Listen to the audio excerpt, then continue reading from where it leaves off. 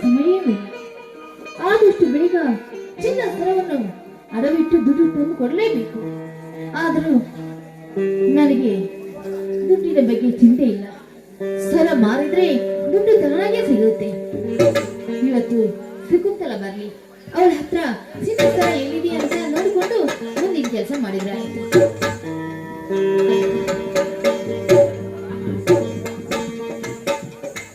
ಶಕುಂತಲ, ಶಕುಂತಲ, ಏನಮ್ಮ ಮಾಡ್ತಾ ಇದೀಯಾ? ಬದ್ದೆ ಅಕ್ಕಿ, ವಿಷಯ ಏನು ಅಂತ ಹೇಳ್ಬಾರ್ದೆ? ನೋಡು ಶಕುಂತಲ, ನಾನೊಂದು ನಿಮಗೆ ಚಿನ್ನ ಸರವನ್ನು ಕೊಟ್ಟಿದ್ದೇನಲ್ಲ, ಅದನ್ನ ಎಲ್ಲಿಟ್ಟಿದೆಯಮ್ಮ? ಅತ್ತಿಗೆ, ಆ ಸರ ನಾನ್ ಮನೆ ಹಾಕಿಕೊಂಡಿದ್ದೇನೆ ನಿಜ.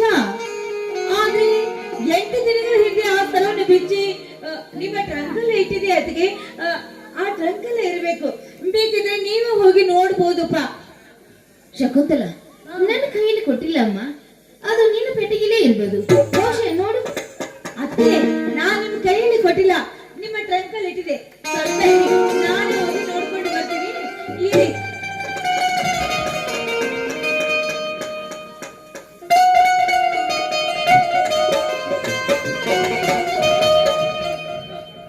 ಅದ್ಗೆ ಆ ಸಲ ನಿಮ್ಮ ಟ್ರಂಕಲ್ಲಿ ಇಟ್ಟಿದ್ದೆಲ್ಲ ಕಾಣ್ತಾ ಇಲ್ಲ ಅದ್ಗೆ, ಕಾಣ್ತಾ ಇಲ್ಲ. ಏನಮ್ಮ ನೀನು ಹೇಳ್ತಾ ಇದೀಯ? ಚಿನ್ನ ಸರ ಕಾಣಿಸ್ತಾ ಇಲ್ಲ ಅಂದ್ರೆ ಹೇಗೆ? ನೋಡು, ನಿನ್ನ ಗೆಳತಿಯರಿಗೆ ಏನಾದ್ರೂ ಕೊಟ್ಟು ಮರ್ತಿನೇ ಇರ್ಬೇಕು. ನೆನಪು ಮಾಡ್ಕೋ. ಇಲ್ಲ ಅದ್ಗೆ, ನನಗೆ ಪೂರ್ಣವಾಗಿ ನೆನಪಿದೆ. ನಾನೇ ಬಿಚ್ಚಿ ನಿಮ್ಮ ಟ್ರಂಕಲ್ಲಿ ಇಟ್ಟಿದ್ದೆ. ನೀವೇ ಏನಾದ್ರೂ ನೋಡಿ ಯಾರಿಗಾದ್ರೂ ಕೊಟ್ಟು ಮರ್ತಿದ್ರೆ ಏನು ಅಂತ ಸರಿಯಾಗಿ ವಿಚಾರ ಮಾಡಿ ನೋಡಿ. ಹಂಗೆ ವಿಚಾರ ಮಾಡಿ ನೋಡಿ. ಶಕುಂತಲ, ಆ ಚಿನ್ನ ಸರ ಮುಖ್ಯವಾದ ಕೆಲಸಕ್ಕೆ ಬೇಕಾಗಿದೆ ಅಮ್ಮ. ಆ ಚಿನ್ನ ಸರ ಇಲ್ಲ ಅಂದ್ರೆ ಏನ್ ಮಾಡ್ಬೇಕು ಅಂತ ನನಗೆ ತೋರಿಸ್ತಾ ಇಲ್ಲ. ನೋಡು, ನೆನ್ಪು ಮಾಡ್ಕೋ. ಸರ ಎಲ್ಲಿಟ್ಟಿದ್ಯಾ ಅಂತ ನೆನ್ಪು ಮಾಡ್ಕೋ ಅಮ್ಮ. ಇಲ್ಲ ಅದ್ಗೆ, ನನಗೆ ಸಂಪೂರ್ಣವಾಗಿ ನೆನಪೇ ಇದೆ. 8 ದಿನಗಳ ಹಿಂದೆ ಮಾಡಿದ್ದಲ್ಲ, ಅದನ್ನು ಬಿಚ್ಚಿ ಮನೆ ನಿಮ್ಮ ಟ್ರಂಕಲ್ಲೇ ಇಟ್ಟಿದ್ದೆ. ಹಾ, ನಿಮ್ಮ ಮೈದಾನ ಏನಾದ್ರು ತೆಗೆದುಕೊಂಡು ಹೋಗಿರ್ಬೇಕಾ? ನಾನಿಗೆ ಆಗಿ ಅದಕ್ಕೆ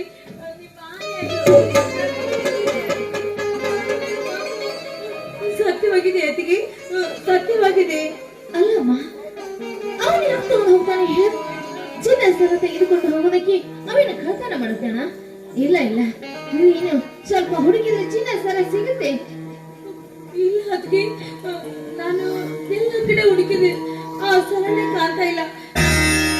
ಅಪ್ಪನಿಗೆ ಏನಾದ್ರು ಗೊತ್ತಿರ್ಬೇಕಾ? ಅಪ್ಪ,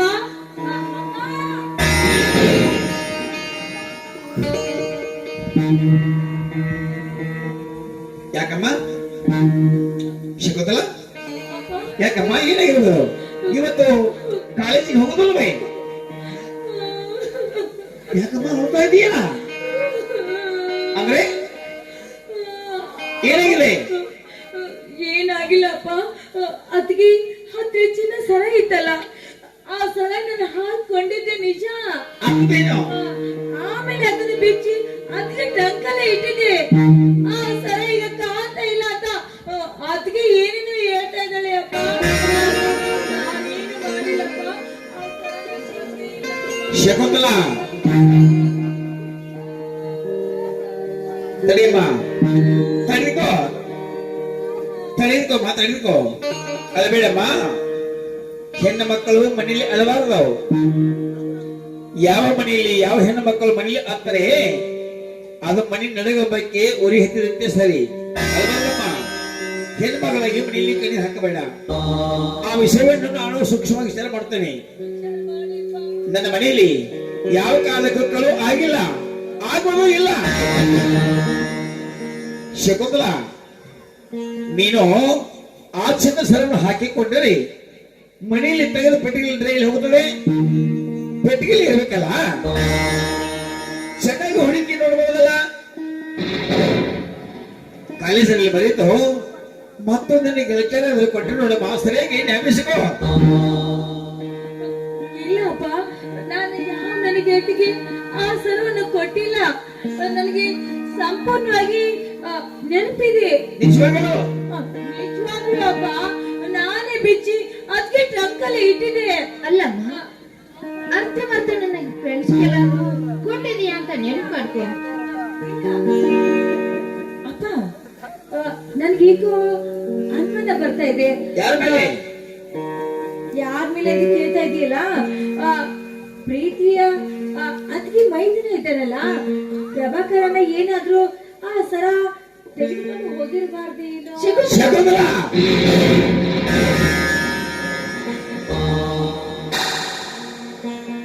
ನನ್ನ ಮಗವು ಹುಟ್ಟಿ ಬೆಳ್ಳಾಗ್ನ ಹಿಡ್ಕೊಂಡು ತಾಯಿಗಳು ಬೇರೆ ಬೇರೆ ಆದರೂ ತಂದೆ ಒಬ್ಬನೇ ಅಲ್ಲವೇ? ಮಲತಾಯಿ ಮಕ್ಕಳು ಅನಿಸಿಕೊಂಡ್ರು ಸಹಿತ ತನ್ನ ಹಿರಿಯ ಅಣ್ಣನ ಮುಂದೆ ಹೇಳಾರ್ರೆ, ನನ್ನ ಚಿಕ್ಕ ಮಗು ಯಾವ ಕಾರ್ಯವನ್ನು ಮಾಡಿಲ್ಲ, ಮಾಡುವುದು ಇಲ್ಲ. ಏನು ಮಾತನಾಡ್ತೀಯಮ್ಮ ನೀನು? ಮೈದನ ತೆಗೆದುಕೊಂಡು ಹೋಗುವುದೇನು ಅಂತ ಕೇಳ್ತಾ ಇದೆಯಲ್ಲ. ಶಕುಂತಲ, ಪ್ರದಕ್ಷ ಕಂಡ್ರು ಪರಮಾಶಿನೊಂದು ಹಿರಿಯ ಹೇಳ್ತಾ ಇಲ್ಲವೇ? ನಾವಂತೆಲ್ಲ ಅಂದ್ರೆ ಆಡ ಮೇಲೆ ತಪ್ಪು ಹೊರಿಸಲು ಅಪರಾಧ. ಗಿರಿಜ, ನೀನಾದ್ರೂ ಮನೆಗೆ ಚೆನ್ನಾಗಿ ಹುಡುಕಿ ನೋಡಿವೇನಮ್ಮ? ಬಂಗಾರ ಸರಗಳು ಕಳೆದಿವೆ ಅಂತೆ, ನಿಜವೇನಮ್ಮ? ಮಾವಯ್ಯ ನೋಡು, ಚಿನ್ನ ಸರ ಬಗ್ಗೆ ಅಷ್ಟೊಂದು ಬೇಡ ನೋಡಿ. ಆಮೇಲೆ ಸರಿಯಾಗಿ ಹುಡುಕಿದ್ರಾಯ್ತು. ಈಗ ಏನಪ್ಪ, ನೀವಿಬ್ಬರು ಮಾತಾಡ್ತಿರೋ ರೀತಿಯನ್ನು ನೋಡಿದ್ರೆ ಅದೆಲ್ಲ ಆಪಾದನೆ ನನ್ ಮೇಲೆ ಬರ್ತಾ ಇದೆ ಏನು ಅಂತ ನನ್ಗೆ ಭಯ ಆಗ್ತಾ ಇದೆಯಪ್ಪ, ಭಯ ಆಗ್ತಾ ಇದೆ.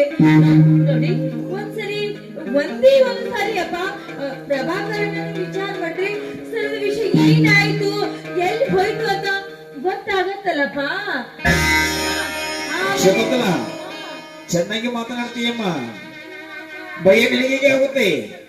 ನೀನು ತೆಗೆದುಕೊಂಡ್ರೆ ಅಂದ್ರೆ ನಿನ್ನ ಮೇಲೆ ಏಕೆ ಭಯ ಆಗುತ್ತೆ? ನೀನು ಮಾತು, ನಡತೆ, ಪ್ರೀತಿ ನೋಡಿದ್ರೆ ನನ್ನ ಮನಸ್ಸು ಅಗಲಬದಿಯಾಗ್ತದೆ.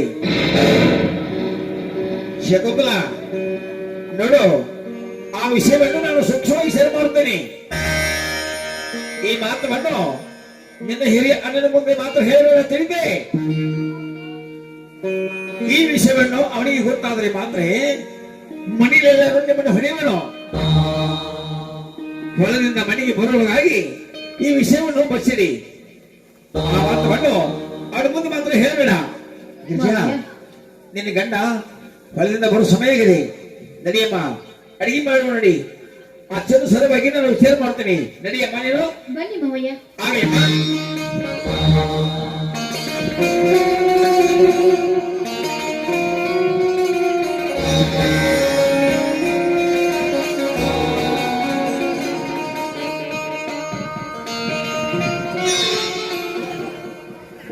ಯಾಕಮ್ಮ ಶಕುಂತಲ ಒಬ್ಬರೇ ನಿಂತಿರುವಲ್ಲ? ಶಕುಂತಲ, ಇದೇಕಮ್ಮ ಮುಖವಿಕೆ ಬಾರಿದೆ, ಅದು ಅಲ್ಲದೆ ಕಣ್ಣಲ್ಲಿ ನೀರು ಬೇರೆ. ಯಾಕಮ್ಮ, ಮನೆಯಲ್ಲಿ ಯಾರಾದ್ರೂ ಏನಾದ್ರೂ ಅಂದಿದ್ದಾರೆ ನಿನಗೆ? ಯಾಕೆ ಒಬ್ಬಳೇ ನಿಂತಿದೆಯಲ್ಲ ಹೀಗೆ? ಅಣ್ಣ, ಅತ್ತಿಗೆ ಹತ್ತೆ ಚಿನ್ನ ಸರ ಇತ್ತಲ್ಲ, ಆ ಸರ ನಾನು ಹಾಕಿಕೊಂಡಿದ್ದೆ. ಅದನ್ನು ಬಿಚ್ಚಿ ಅದಕ್ಕೆ ಟ್ರಂಕಲ್ಲಿ ಇಟ್ಟಿದ್ದೆ. ಆ ಸರ ಈಗ ಕಾಣ್ತಾ ಇಲ್ಲ ಅಂತ ಅತ್ತಿಗೆ ಅಪ್ಪ ಬಾಯಿ ಬಂದಂತೆ ಮಾತಾಡ್ತಾ ಇದ್ದಾರೆ. ನನಗೆ ಬಾಯಿ ಬಂದಂತೆ ಶಕುಂತಲ, ಮಾತಾಡ್ತಾ ಇದೇನಮ್ಮ ಹೇಳ್ತಾ ಇದ್ಯಾ? ಮನೆಯಲ್ಲಿ ತೆಗೆದಿಟ್ಟು ಸರ ಕಾಣುತ್ತಿಲ್ಲವಂದರೆ ನೋಡಮ್ಮ, ನೀನೇ ಎಲ್ಲಾದ್ರೂ ಬೇರೆ ತೆಗೆದಿಟ್ಟು ಮರೆತಿರೋದು ಶಕುಂತಲ. ಆ ಮನೆಯೆಲ್ಲ ಸರಿಯಾಗಿ ಹುಡುಕಿ ನೋಡ್ತೀನಮ್ಮ. ಇಲ್ಲಣ್ಣ, ಮನೆಯೆಲ್ಲ ನಾನು ಹುಡುಕಿ ನೋಡಿದೆ, ಆ ಸರನೆ ಕಾಣ್ತಾ ಇಲ್ಲ. ಅಣ್ಣ, ಅದಕ್ಕೆ ನೀನು ನಾಟಕ ಆಡ್ತಿರ್ಬಹುದಾ? ಶಕುಂತಲ, ಯಾಕೆ ಗೊತ್ತಾ, ನೀನು ನೌಕರಿ ಸಲುವಾಗಿ ಆ ಸರ ಏನಾದ್ರೂ ನಿನ್ಗೆ ಕೊಡದ ಆಗ್ಬೋದು ಅಂತ ಸುಳ್ಳು ನಾಟಕ ಯಾಕನ ಆಡ್ತಾ ಇರ್ಬಾರ್ದು? ಶಕುಂತಲ, ಅಂದ್ರೆ ನೀನಾದ್ರೂ ಮಾತನಾಡ್ತಾ ನಾನು ಅತ್ತಿಗೆ ಸುಳ್ಳು ಹೇಳ್ತಾ ಎಂದೆ.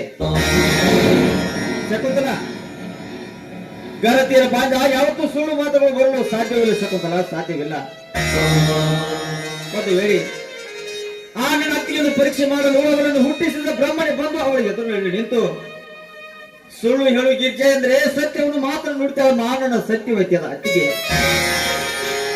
ಶಕುಂತಲ, ನಾವಿಬ್ಬರು ಚಿಕ್ಕವರಿದ್ದಾಗಲೇ ನಮ್ಮ ತಾಯಿಯನ್ನು ಕಂಡುಕೊಂಡ ನಮ್ಮಿಬ್ಬರಿಗೆ ಈ ಮನೆಗೆ ಸೊಸೆಯಾಗಿ ಬಂದ ಆ ನನ್ನತ್ತಿಗೆ ನಮ್ಮಿಬ್ಬರಿಗೆ ತಾಯಿಯ ಪ್ರೀತಿಯನ್ನು ಕೊಟ್ಟು ಇಲ್ಲಿಯವರೆಗೆ ನಮ್ಮನ್ನು ಜೋಪಾನ ಮಾಡಿಕೊಂಡು ಬಂದಿದ್ದಾಳೆ ಅಮ್ಮ.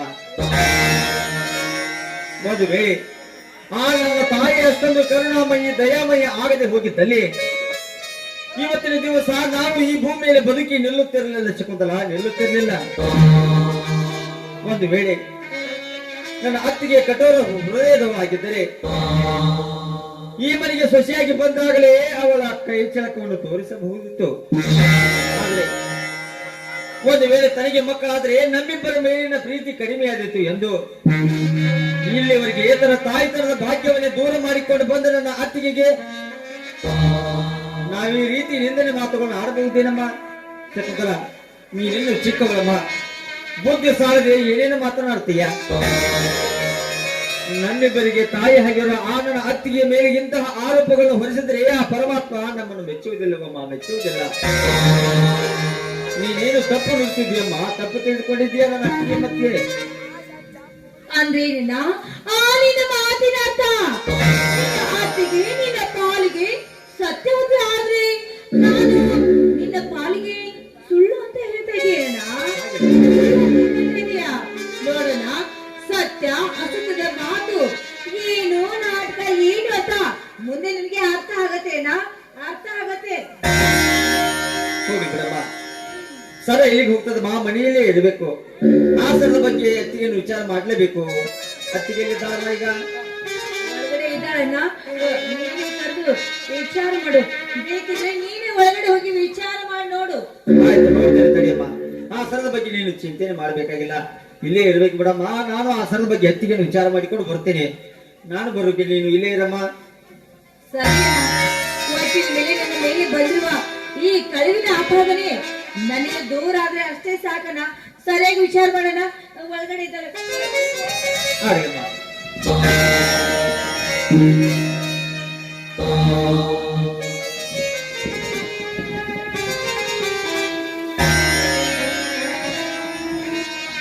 ಊರಿನ ಹಿರಿಯರು, ನಮ್ಮ ಆತ್ಮೀಯ ಗೆಳೆಯರು, ಹಾಲ್ಸಿದ್ದನ್ನ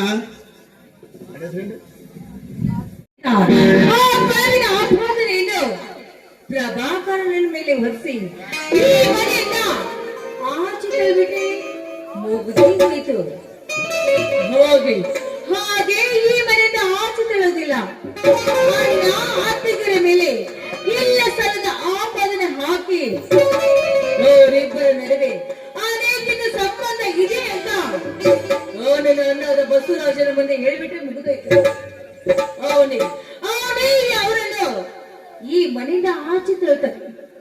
ಆಮೇಲೆ ನಾನು ಮನಸ್ಸಾರಿ ಪ್ರೀತಿ ಮಾಡಿದ ಆ ನನ್ನ ಪ್ರೇಮಿಕರಾದ ಪ್ರಕಾಶರೊಂದಿಗೆ ಯಾರು ಕಾಲ ಕಳೆಯೋದು ಈ ಮನೆಯಲ್ಲಿ. ಇದೇನಿದು, ಎಷ್ಟು ಬಸವರಾಜನ ಬರ್ಲಿಲ್ವಲ್ಲ?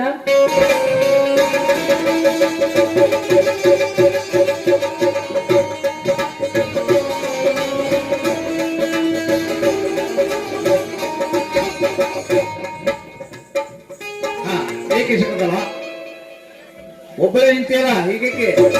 ಮನೆಯಲ್ಲಿ ಯಾರಿದ್ದಾರೆ? ಎಲ್ಲರೂ ಏನೇನಿದ್ದಾರೆ? ಏಕೆ ಶಕುಂತಲ, ಮಾರಿ ಸಪ್ಪ ಮಾಡ್ಕೊಂಡು ಒಬ್ಬರೇ ನಿಂತೀರಲ್ಲ? ಅಣ್ಣ, ಅತ್ತಿಗೆ ಅಣ್ಣ ಒಳಗಡೆ ಇರ್ಬೇಕಾದ್ರೆ ನಂದೇನ ಅಲ್ಲಿ ಕೆಲಸ ಇದೆ, ನಂದೇನ್ ಕೆಲಸ ಇದೆ, ಅದಕ್ಕೆ ನಾನು ಹೊರಗಡೆ ನಿಂತಿದ್ದೆ ಅಣ್ಣ, ಹೊರಗಡೆ ನಿಂತಿದ್ದೆ. ಅಂದ್ರೆ ತಂಗಿ ಅಂದ್ರೆ ಏನ್ ಅವರಿಬ್ಬರು ಆಡ್ತಿರೋ ಮಾತು, ಅವರಿಬ್ಬರು ಮಾಡ್ತಿರುವ ಆ ಪ್ರೀತಿ, ಆ ದೃಶ್ಯವನ್ನು ನೋಡಿ ನಿನ್ನ ನೋಡಿ ತುಂಬಾ ದುಃಖ ಆಗ್ತಾ ಇದೆ ನನಗೆ. ತುಂಬಾ ದುಃಖ ಆಗ್ತಾ ಇದೆ. ಹೋಗ್ತಾ ಇದೆ ತಂಗಿ ತಂಗಿ, ನೀ ಏನು ಸಣ್ಣವರಿಗೆ ನೀ ಏನ್ ತಪ್ಪು ತಿಳ್ಕೊಂಡ್ರಿ? ಪ್ರಭಾಕರದವರೆಗೆ ತಾಯಿ ಮನೆಯಲ್ಲಿ ಆಡಿ ಬೆಳೆದಂತವನು, ಗಿರಿಜನ ಮನೆಯಲ್ಲಿ ಬೆಳೆದು ಬಂದ ಹುಡುಗ ಅವನು. ಹೌದು,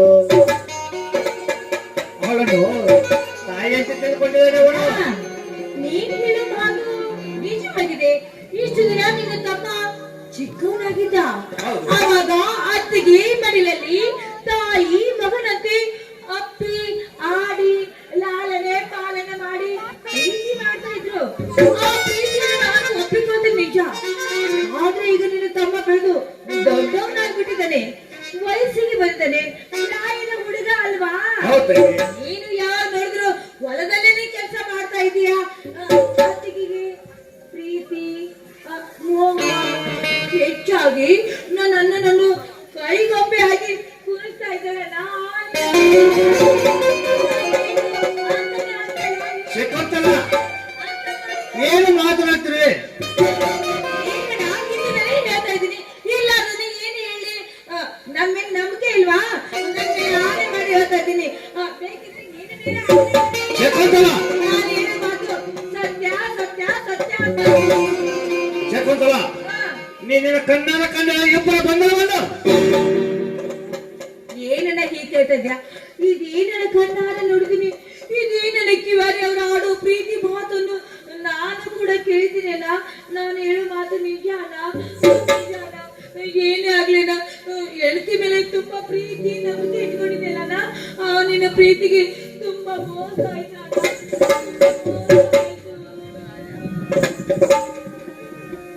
ಶಕುಂತಲ ಗಿರಿಜಾ, ನೀನನ್ನು ಸಹಜ ಅಂತ ತಿಳ್ಕೊಂಡಿರಿ. ಆದರೆ ನೀನು ಮೈನೊಳಗೆ ಕಾಮಚೇಷ್ಟ ಇದೆಯಾ ಹೆಣ್ಣೆ? ನೀನನ್ನು ಸತಿ ಅಲ್ಲ, ನನ್ನ ಪಾಲಿಗೆ ಮಹಾಮಾರಿ ಬಂದ ಹೆಣ್ಣು.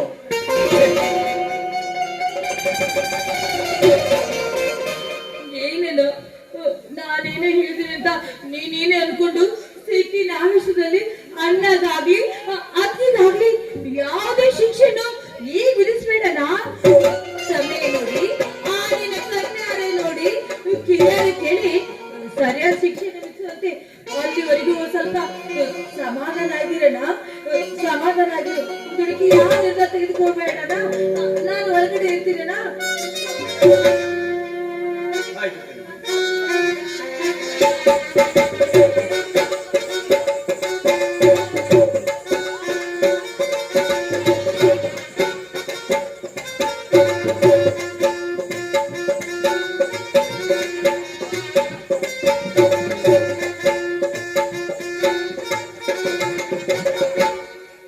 ಶಕುಂತಲ ಹೇಳುವುದು ನಿಜ ಇರಬಹುದೇ? ಇಲ್ಲ, ಇದು ಸುಳ್ಳು. ನನ್ನ ಹೆಂಡತಿ ನನ್ನ ತಮ್ಮ ಇಂಥ ಹೀನ ಕೆಲಸಕ್ಕೆ ಜಾರವರಲ್ಲ. ಇದರಲ್ಲಿ ಏನೋ ಮೋಸವಿದೆ. ಹಾ, ಪ್ರತ್ಯಕ್ಷ ಕಾಣದೆ ದುಡುಕಬಾರದು. ಹಾಗೆ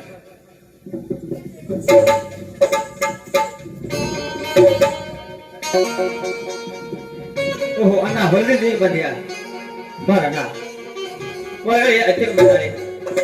ಈಗ ತಾನೇ ನನ್ನದು ಊಟವಾಯ್ತು, ನೀನು ಕೂಡ ಊಟ ಮಾಡಿದಂತೆ ಮಗಳ ಬರ್ತದೆ. ನನ್ನ ಊಟ ನನ್ನ ಊಟ ಚಿಂತೆ ನಿನಗೇಕೆ? ಊಟವು ನಂತರ ಮಾಡ್ತೇನೆ.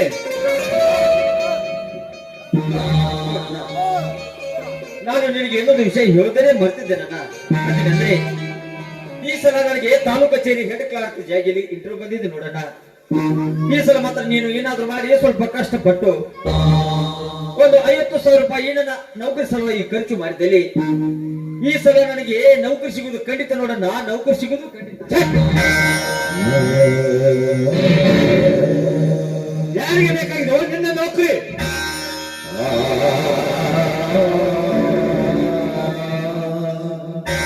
ದಿನನಿತ್ಯ ಎಲ್ಲರೂ ಕೂಲಿ ಮಾಡಿ ಬದುಕು ಹೋಗು.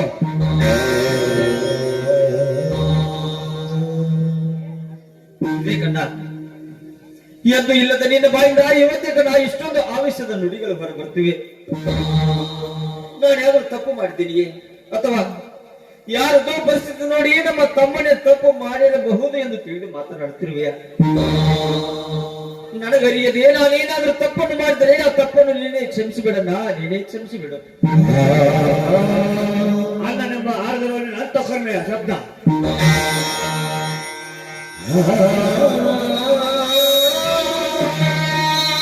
ಒಂದೇ ತಾಯಿ ಮಕ್ಕಳಿಂದು ಅಕ್ಕತ್ತೆ ಬೇಸಿ ನಿನ್ನನ್ನು ಪದವಿಯನ್ನೇ ಮಾಡಿ. ಆದರೆ ನನ್ನ ಬಾಳ ನಾಶ ಮಾಡಲು ಬಯಸಿದೀಯಾ?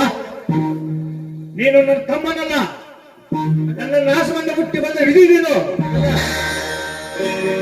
ಇದೇನಲ್ಲ, ನಾನು ನಿನ್ನ ಬಾಳನ್ನು ಹಾಳು ಮಾಡಲು ಬಯಸುವರೇ. ಒಂದು ವೇಳೆ ಅಂತಹ ಸಂದರ್ಭ ಬಂದರೆ ನನ್ನ ಪ್ರಾಣವನ್ನು ಕೊಟ್ಟು ನಿನ್ನ ಜೀವನವನ್ನು ಉಳಿಸುತ್ತೇನೆ ಹೊರತು ನಿನ್ನ ಬಾಳನ್ನು ಹಾಳು ಮಾಡುವಷ್ಟು ಕಟುಕನಲ್ಲ ನಾ ಈ ನಿನ್ನ ತಮ್ಮ. ನನ್ನ ಅಣ್ಣನೆಂದರೆ ಯಾವತ್ತೂ ಕೂಡ ಧರ್ಮದಿಂದ ನಡೆಯುವ ಧರ್ಮರಾಜನೆಂದು ನಾನು ತಿಳಿದುಕೊಂಡಿದ್ದೆ.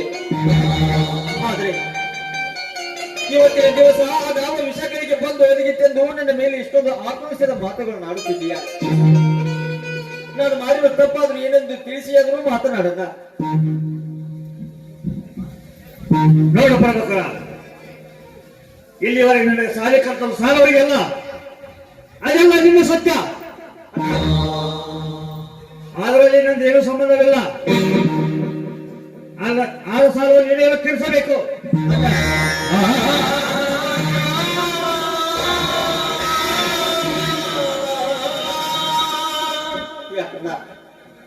ನನ್ನನ್ನು ಓದಿಸಿ ನೌಕರಿಗೆ ಕಳಿಸುವುದು ನಿನಗೆ ಕಷ್ಟವೆನಿಸುತ್ತೆ. ನನ್ನ ಕಷ್ಟವೆನಿಸುತ್ತೆ.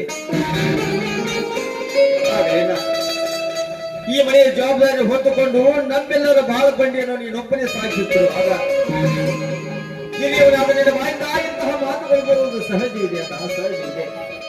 ಆಗಲಿ, ನಿನಗೆ ಕಷ್ಟವಾದರೆ ಇನ್ನು ಮುಂದೆ ನಾನು ನೌಕರಿಗೆ ಹೋಗುದಿಲ್ಲ. ನಾನು ನೌಕರಿಗೆ ಹೋಗುದಿಲ್ಲ.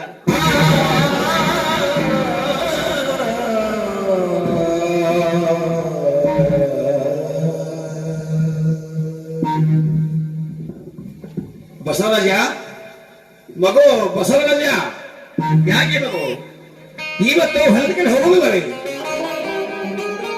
ಅಣ್ಣ ತಮ್ಮಂದ್ರ ಮನೆ ನಿಂತುಕೊಂಡು ಹಣದ ಬಲವಾಗಿ ಮಾತನಾಡ್ತಿರಲಿಲ್ಲ. ಈಗಲೇ ಆ ಪ್ರಕಾಶನ ಕಲ್ಲ ಲಕ್ಷಾಂತರ ಸಾಲ ಇರುವಾಗ ಮತ್ತು ಇದಕ್ಕೆ ಬೇಕಾಗಿದೆ ದುಡ್ಡು. ಏನು ವಿಷಯ ಪ್ರಭಾಕರ? ಯಾಕೆ ಮಗು ಕಣ್ಣಲ್ಲಿ ನೀರು? ಬಸವರಾಜ, ನೀನು ತಮ್ಮನಿಗೆ ಏನಾದ್ರು ಮಾತನಾಡಿವೇನು? ಅಳುತ್ತಿಲ್ಲ ಪ್ರಭಾಕರ, ಹೇಳು. ಅಂತ ಹೇಳಿಕರ್ತವರು ಏನೋ ಇರೋದು, ಬೇಗನೆ ಹೇಳಪ್ಪ. ಏನಿಲ್ಲಪ್ಪ, ನೋಡಿಯಪ್ಪ, ನನ್ನಿಂದ ನಾನು ಓದುವುದರಿಂದ ಈ ಮನೆಯಲ್ಲಿ ಇನ್ನು ಮುಂದೆ ಎಲ್ಲರಿಗೆ ಕಷ್ಟದ ಕಾಲ ಬರುವಂತಿದೆಯಪ್ಪ. ನಾನು ಮಾತ್ರ ನೌಕರಿ ಮಾಡಿ ನಿಮ್ಮನ್ನೆಲ್ಲ ಹೊರಗಡೆ ದುಡಿಲಿಕ್ಕೆ ಹಚ್ಚುವಂತಾಗಿದೆಪ್ಪ ಈ ನನ್ನ ಭಾವ.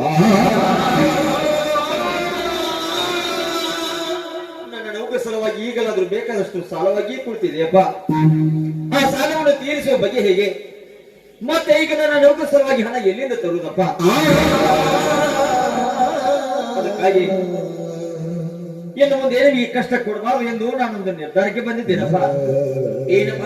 ಅದೇನೆಂದ್ರೆ ಇನ್ನು ಮುಂದೆ ನಾನು ನೌಕರಿ ಎನ್ನದೆ ನನ್ನೊಂದಿಗೆ ಹೋಗಿ ಅವನ ಸರಿಸಮನಾಗಿ ದುಡಿದು ನನ್ನ ಓದಿಗಾಗಿ ಆದ ಸಾಲವನ್ನೇ ನಾನೇ ದುಡಿದು ಮುಟ್ಟಿಸಿ ಆ ಸಾಲದಿಂದ ಋಣಮುಕ್ತನಾಗುವನಪ್ಪ, ಋಣಮುಕ್ತನಾಗ.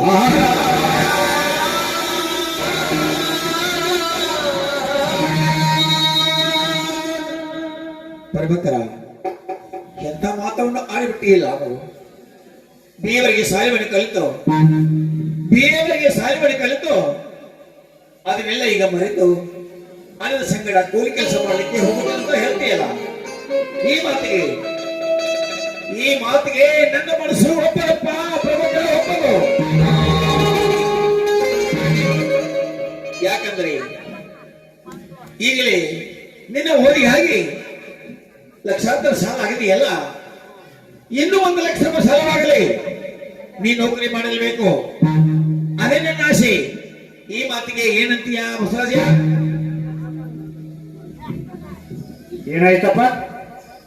ಈಗ ನಿನ್ನ ತಮ್ಮನ ಓದಿಗಾಗಿ ಆ ಪ್ರಕಾಶ ಕಡೆ 1 ಲಕ್ಷ ರೂಪಾಯಿ ಸಾಲ ಆಗಿದೆಯಲ್ಲ, ಇನ್ನೂ 1 ಲಕ್ಷ ರೂಪಾಯಿ ಸಾಲವಾಗಲಿ.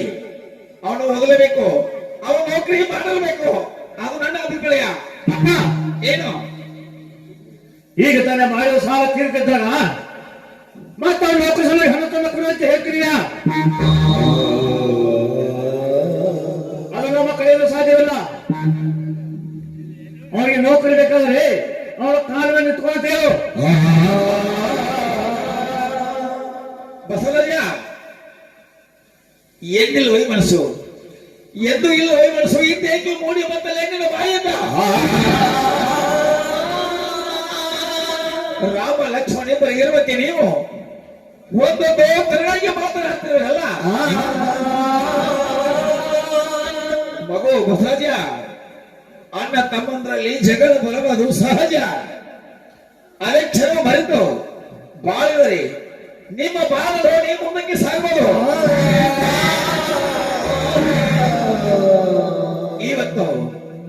ಇವತ್ತು ಈ ರೀತಿಯ ರುಚಿಗಿಂತ ಮಾತನಾಡಬೇಕಾದ್ರೆ ನಿನ್ನ ಮನಸ್ಸಿಗೆ ಇವತ್ತು ಏನಾಗಿದೆ ನನಗೆ? ವಿನಾಶಕರಿಗೆ ಪ್ರೀತಿ ಬುದ್ಧಿ ಹುಟ್ಟಿದಪ್ಪ ನಿನ್ನ ಕೈತನಗಳಲ್ಲಿ ವಿನಾಶಕಾಲ ವಿಪರೀತ ಬುದ್ಧಿ ಅಂದ್ರೆ ನನ್ನ ಮಗವು ಈ ಮನೆಯಲ್ಲಿ ತಪ್ಪು ಕೆಲಸ ಮಾಡ್ತಾನೆ ಅಂತ ನನ್ನ ಮಾತಿನ ಅರ್ಥ ಹೇಳು. ನನ್ನ ಮಗವು ಯಾವ ತಪ್ಪು ಕೆಲಸ ಮಾಡ್ತಾನೆ ಹೇಳು. ಅದು ತಿಂಡಿ ಬುದ್ಧಿ ಹೇಳಲಿಕ್ಕೆ ನಾ ಇಲ್ಲವೇ ಈ ಮನೆಯಲ್ಲಿ? ಅಪ್ಪ ಹೋಗಿ ಬಿಡಪ್ಪ. ಈಗ ನನ್ನ ನೌಕರಿ ಅವಶ್ಯಕತೆಗಿಂತ ಮನೆಯಲ್ಲಿ ಬೆಳೆದು ದೊಡ್ಡವಾಗಿ ನಿಂತಿರುವ ತಂಗಿಯ ಲಗ್ನದ ಬಗ್ಗೆ ನಾವೆಲ್ಲ ವಿಚಾರ ಮಾಡಬೇಕಾಗಿದೆ ಅಪ್ಪ. ಯಾಕಂದ್ರೆ ಇವತ್ತಿನ ಸಮಾಜದಲ್ಲಿ ಒಂದು ಮನೆಯಲ್ಲಿ ಒಂದು ಹೆಣ್ಣು ಮಗಳು ಬೆಳೆದು ದೊಡ್ಡವಾಗಿ ನಿಂತಿದ್ದಾಳೆ ಅಂತ ಆದ್ರೆ ಅಪ್ಪ ಸಮಾಜ ಸುಮ್ಮನೆ ಇರುವುದೇನಪ್ಪ? ಇಲ್ಲ ಸಲದ ಅಪವಾದನ್ನು ಕೊಟ್ಟು ನಮ್ಮನ್ನು ಅವಮಾನಕ್ಕೆ ಗುರಿ ಮಾಡಿಬಿಡ್ತದಪ್ಪ. ಅದಕ್ಕಾಗಿ ಮೊದಲು ಅವರಿಗೊಂದು ಲಗ್ನ ಮಾಡೋದು ಒಳ್ಳೆಯದು ಅನಿಸಿ ನಿಮ್ಮ ಹತ್ತಿರ ಒಂದು ಮುಖ್ಯವಾದ ವಿಷಯ ತಿಳಿಸಬೇಕಿರುತ್ತೇನೆ ಅಪ್ಪ. ಮುಖ್ಯವಾದ ವಿಷಯ? ಹೌದಪ್ಪ. ಏನಪ್ಪ ಅದು? ಅದೇ ಅಂದ್ರೆ ನಿಮ್ಗೆ ನನ್ನ ಗೆಳೆಯ ಗೌರೀಶನ ಪರಿಚಯ ಇದೇನೇನಪ್ಪ? ಗೌರೀಶ ಈ ಊರ ಅಹಕರ್ಮ ಶ್ರೀಮಂತರ ಮಗ ಗೌರೀಶ. ನೀನು ಕಾಲೇಜಿಗೆ ಹೋದಾಗ ನಿನ್ನನ್ನು ಕೇಳುತ್ತಾ ಆ ಹುಡುಗ ಅಣ್ಣ ಮನೆಗೆ ಬಂದಿದ್ರು. ಹೌದಪ್ಪ. ಏನಪ್ಪ ಇವಾಗ? ಅವನು ಬಹುದೇವಿಯಿಂದ ಅವರು ನಮ್ಮ ಮನೆತನದ ಮೇಲಿದ್ದ ಗೌರವದಿಂದ ಅವರು ನಮ್ಮ ತಂಗಿ ಶಕುಂತಲೆಯನ್ನು ಲಗ್ನ ಮಾಡಿಕೊಳ್ಳಲು ಮನಸ್ಸು ಮಾಡಿದ್ದಾರೆ ಅಪ್ಪ. ಅದಕ್ಕೆ ನಿಮ್ಮ ಒಪ್ಪಿಗೆ ಹೇಗಿದೆ ಎಂದು ಕೇಳಿಕೊಂಡು ಬಾ ಎಂದು ಹೇಳ್ತಾರೆ ನೋಡಿ. ಎಂತ ಹುಚ್ಚನಪ್ಪ ನೀನು. ನಾವು ಈ ಊರಲ್ಲಿ ಕಡು ಬಡವರು, ಆ ಹುಡುಗ ಶ್ರೀಮಂತನ ಮಗ. ಅವನಿಗೆ ಯೋಗ್ಯತೆ ಪ್ರಕಾರ ವರದಕ್ಷಿಣೆ ಕೊಡ್ಲಿಕ್ಕೆ ನಮ್ಮಲ್ಲಿ ಹಣ ಬೇಕಲ್ಲ. ಛೇ, ಈ ಮಾತು ಸಾಧ್ಯವಿಲ್ಲಪ್ಪ, ಸಾಧ್ಯವಿಲ್ಲ ಅಪ್ಪ. ವರದಕ್ಷಿಣೆ ವರೋಪಚಾರ ಸಲುವಾಗಿ ನೀವು ಚಿಂತನೆ ಮಾಡಬೇಕಾಗಿಲ್ಲಪ್ಪ. ಅಂದ್ರೆ ನೀವು ಲಗ್ನಕ್ಕೆ ಒಪ್ಪಿದ್ದಲ್ಲಿ ಯಾವುದೇ ಖರ್ಚನ್ನು ತೆಗೆದುಕೊಳ್ಳದೆ, ಅದು ಅಲ್ಲದೆ ಮದುವೆ ಖರ್ಚನ್ನು ಕೂಡ ಎಲ್ಲ ತಾನೇ ವಹಿಸಿಕೊಳ್ಳುವುದಾಗಿ ಹೇಳಿದ್ದಾನೆಪ್ಪ. ಅದಕ್ಕಾಗಿ ನೀವು ಒಪ್ಪಿಗೆ ಕೊಟ್ರೆ ನಾನು ಹೋಗಿ ಅವನಿಗೆ ತಿಳಿಸಿ ಬಂದು ಬಿಡುವನಪ್ಪ. ಇದು ಲಗ್ನದ ವಿಷಯ. ನೀನು ಚಿಕ್ಕವನವು, ನಿನ್ನ ಜೊತೆ ಇಲ್ಲಿ ಮಾತನಾಡುದು ಅದು ಯೋಗ್ಯವಲ್ಲ. ಈ ಮನೆಯಲ್ಲಿ ಹಿರಿಯ ಅನ್ನ ಅಂದ್ರೆ ಮನೆಯ ದೇವರಿದ್ದ ಹಾಗೆ. ಆ ವಿಷಯವನ್ನು ಸೂಕ್ಷ್ಮವಾಗಿ ನಿಮ್ಮ ಅಣ್ಣ ಹತ್ತಿರ ಮಾತನಾಡ್ತಾನೆ, ಅದೇ ಯೋಗ್ಯ. ಬಸವರಾಜ, ಗೌರೀಶ ನಿನ್ನ ತಂಗಿ ನನ್ನ ಲಗ್ನ ಹೋಗುತ್ತೇನೆ ಅಂತ ಹೇಳಿದಾನಂತೆ. ಕಾಲೇಜಲ್ಲಿ ಮಾತು ಕೊಟ್ಟಿದ್ದಾನಂತೆ. ಅದಕ್ಕೆ ನಿನ್ನ ಅಭಿಪ್ರಾಯವನ್ನು? ಅಪ್ಪ, ಈ ಬೇರೆ ಶಾಲೆ ಕಲಿತ ಪದವಿಗಳ ನಿನ್ನ ಮಗ ನಿನ್ನ ಮೇಲೆ ನಿಂತುಕೊಂಡು ಒಳ ಹುಡುಕಿಕೊಂಡು ಬಂದಾಗ ನನ್ನ ಚಿಂತೆ ನಿಮಗೇಕೆ? ನಿಮ್ಮ ಇಷ್ಟ ಇದ್ದರೆ ನಂದು ಇದ್ದ ಹಾಗೆ.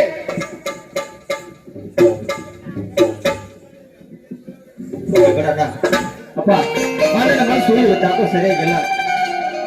ತಂಗಿಯ ಲಗ್ನದ ವಿಷಯವಾಗಿ ಅಣ್ಣನೊಂದಿಗೆ ಮಾತನಾಡಿ ಅವನ ಒಪ್ಪಿಗೆಯನ್ನು ತೆಗೆದುಕೊಂಡು, ಅದು ಅಲ್ಲದೆ ತಾಯಿಗಿಂತ ಹೆಚ್ಚಾಗಿರುವ ಅವನ ಅತ್ತಿಯ ಒಪ್ಪಿಗೆಯನ್ನು ತೆಗೆದುಕೊಂಡೇ ತಂಗಿಯ ಲಗ್ನ ಮಾಡಿದ.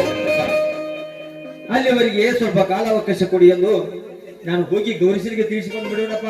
ಮಗು, ನಿನ್ನ ಅಣ್ಣನಿಗೆ ಒಳ್ಳೆಯ ಮೂಡಿದಾಗ ಆ ವಿಷಯವನ್ನು ಅವನ ಮುಂದೆ ಇಡ್ತಾ ಇದ್ದೇನೆ. ಅದನ್ನು ಹೀಗಾದ್ರೆ ಮಾಡಿ ಸರಿಪಡಿಸುತ್ತೇನೆ. ತಾಯಿ ಸ್ವರೂಪದ ನಿನ್ನ ಅತ್ತಿಗೆ ಮದುವೆ ವಿಷಯವನ್ನು ಅವಳಿಗೆ ಸ್ವಲ್ಪ ಮಾತನಾಡಿಕೊಂಡು ಆಮೇಲೆ ನನ್ನ ಎಲ್ಲ ಕೂಡಿಕೊಂಡು ನಿರ್ಧಾರ ಮಾಡಿದ್ರಾಯ್ತು. ಆಗ್ಲಪ್ಪ, ಸ್ವಲ್ಪ ಕಾಲಾವಕಾಶ ಕೊಡಿ ಎಂದು ನಾನು ಗೌರೀಶನಿಗೆ ಹೋಗಿ ತಿಳಿಸಿ ಭೇಟಿಯಾಗಿ ಬರುವೇನಪ್ಪ. ಆದಿಶಕ್ತಿ ಜಗದ ಮಾತೆ ಮಲತಾಯಿ ಮಕ್ಕಳಿಗೆ ಎಂದೆಂದಿಗೆ ಭೇದ ಭಾವ ಪರಿವರ್ತನೆ ನಡೆಕೊಂಡು ಹೋಗುವುದು. ಅಮ್ಮ, ಅದು ನಿನ್ನೆ ಕೂಡಿದೆ ತಾಯಿ, ನಿನ್ನೇ ಕೂಡಿದೆ. ಮಿಡಿಕನಟ್ಟಿ ಗ್ರಾಮದ ದುರ್ಗಮ್ಮ ನಿನ್ನ ಪಾದಕ್ಕೆ ಶರಣಮ್ಮ ಮಿಡಿಕನಟ್ಟಿ ಗ್ರಾಮದ ದುರ್ಗಮ್ಮ ನಿನ್ನ ಪಾದಕ್ಕೆ ಶರಣಮ್ಮ ಎಷ್ಟು ಹೇಳಿದರ ನಿಲವೈವ ಎಷ್ಟು ಹೇಳಿದರ ನಿಲವೈವ ಜಗದೇಕಲ್ಲ ಸಾರಮ್ಮ ಮಿಡಿಕನಟ್ಟಿ ಗ್ರಾಮದ ದುರ್ಗಮ್ಮ ನಿನ್ನ ಪಾದಕ್ಕೆ ಶರಣಮ್ಮ ಮಿಡಿಕನಟ್ಟಿ ಗ್ರಾಮದ ದುರ್ಗಮ್ಮ ನಿನ್ನ ಪಾದಕ್ಕೆ ಶರಣಮ್ಮ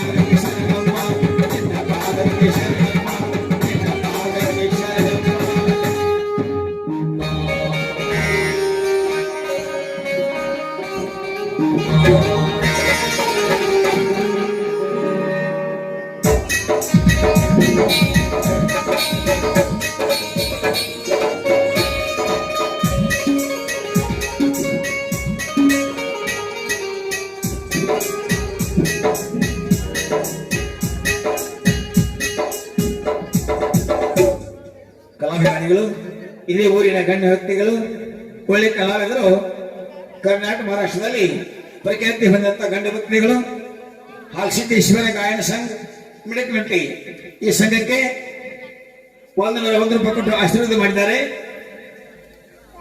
ತುಕಾರಾಮ್, ರಾಮ್ ಸಿದ್ದಪ್ಪ ಬೇರನ್ನವರ್, ಎಕ್ಸ್ ಆರ್ಮಿ ಅವರಾದ ಕೂಡ ಈ ಸಂಘಕ್ಕೆ ₹100 ಕೊಟ್ಟು ಆಶೀರ್ವಾದ ಮಾಡಿದ್ದಾರೆ. ಅವರಿಗೆ ಅದು ಆದಿಶಕ್ತಿ ಜಗನ್ಮಾತೆ ರೇಣುಕಾದೇವಿ ಬಸವೇಶ್ವರ ಅವರಿಗೆ 10 ಐಶ್ವರ್ಯ ಕೊಟ್ಟು ಕಾಪಾಡಲಿಂದ ಹರಸುತ್ತಾ 200 ಭಕ್ತಿಯಿಂದ ಸ್ವೀಕರಿಸುತ್ತೇನೆ.